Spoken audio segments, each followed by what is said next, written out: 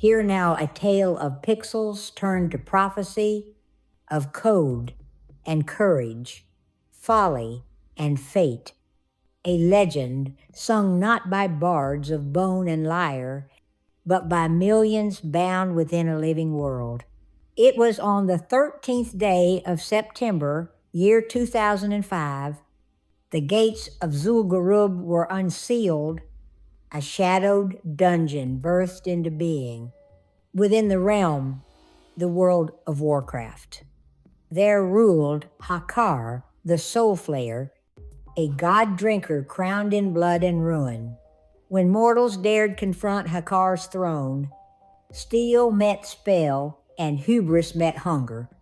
From the fallen god spilled a cursed incantation, a debuff foul and ravenous, named corrupted blood.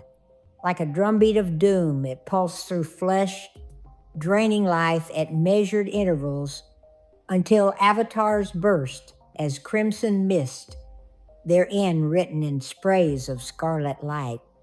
The curse was forged for moments only, meant to die where it was born, confined to Zul'Gurub's haunted stones.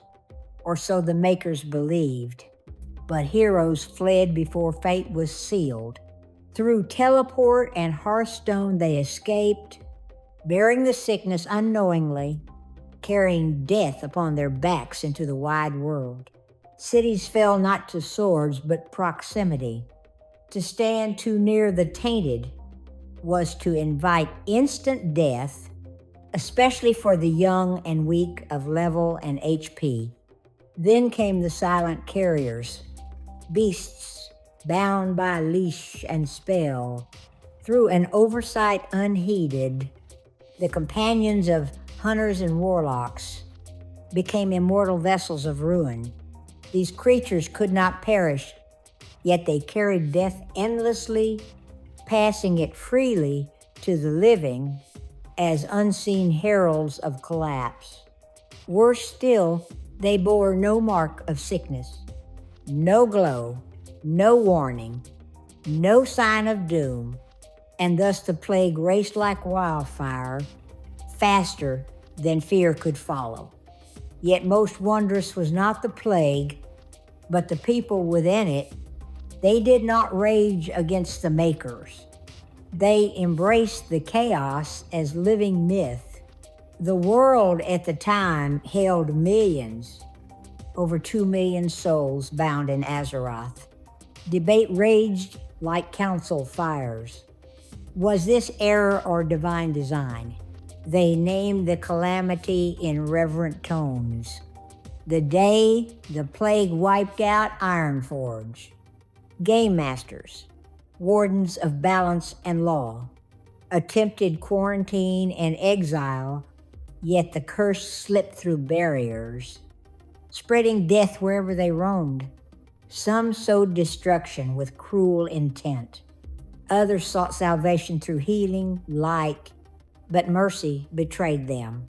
For every heal restored bodies, only to offer them again to the blood. And in the squares of shattered cities, prophets arose, cloaked in madness and mirth, foretelling doom as bodies fell around them, turning catastrophe into theater. At last, the gods intervened. Servers were unmade and reborn. 3 realms torn down by hard reset, as quick fixes stitched the wounded world. On the 8th day of October, year 2005, the curse was finally broken. Pets were stripped of their dark burden, and corrupted blood was banished to memory. Yet the tale did not fade. Scholars beyond the screen took note, seeing in this virtual plague a mirror of mortal fear and motion. It led me to think really deeply about how people perceive threats and how differences in that perception can change how they behave. Said Nina Pfefferman, a lot of my work since then has been in trying to build models of the social construction of risk perception. And I don't think I would have come to that as easily if I hadn't spent time thinking about the discussions WoW players had in real time about corrupted blood and how to act in the game, based on the understanding they built from those discussions. Thus ended the first great digital plague, but not the last. For legends echo and worlds remember.